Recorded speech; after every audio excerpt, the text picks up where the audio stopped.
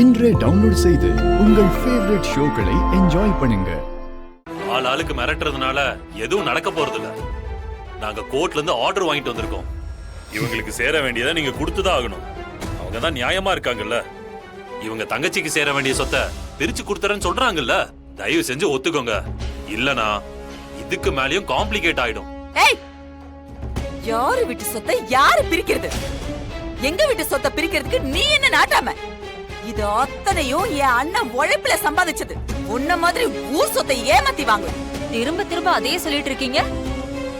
அதான் சட்டத்தை சொல்றாங்கல்ல, புரியாதா உங்களுக்கு? இஷ்டம் இருந்தா சேர வேண்டியதை தூக்கி போடுறோம், எடுத்துக்கோங்க. அத விட்டுட்டு எங்க வீட்லயே இருந்துகிட்டு எங்களுக்கே ஆர்டர் போடுற வேலையெல்லாம் வச்சுக்காதீங்க. உங்க வீடா? யாரு சொத்தை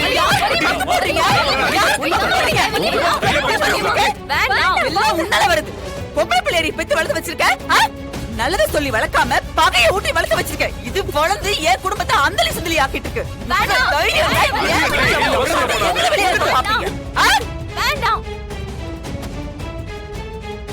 சார், இவங்களை பார்த்தா வேலைக்கு ஆகிற மாதிரி தெரியல சார். நீங்க நடந்ததெல்லாம் டிபார்ட்மெண்ட்ல சொல்லி போலீஸ் அனுப்ப சொல்லுங்க சார். ஏன்னா இவங்க சிவில் கேஸை கிரிமினல் கேஸா மாத்திடுவாங்க போல இருக்கு சார். ஃபோன் பண்ணுங்க சார். பண்ணுங்க சார், உடனே பண்ணுங்க சார். மொத்த குடும்பத்தையும் தூக்கி உள்ள வைக்கட்டும் சார். கொஞ்சம் பொறுமையா இருங்க சார். எங்க நிலைமையில இருக்கிற எல்லாருக்கும் கோவம் வரத்தானே செய்யும். பள்ளி, நீ கொஞ்சம் அமைதியா இரு. என்ன அமைதியா இருக்கிறது?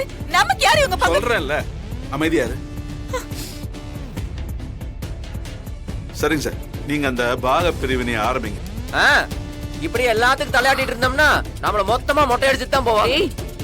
பின்ன என்னடி? டேய், மாமா கிட்ட என்ன இப்படி பேசுற?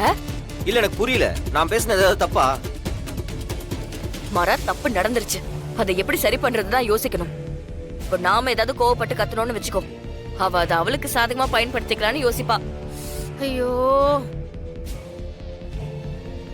இந்த நேரத்துல நாமளா போய் தேவையில்லாம தலையெல்லாம் கொடுத்துட்டு இருக்க கூடாது. சார், நீங்க பண்றத பண்ணுங்க. போங்க. விடுங்க வள்ளிமா. உட்காருங்க. டேபிள கொஞ்சம் தள்ளி போடுங்க.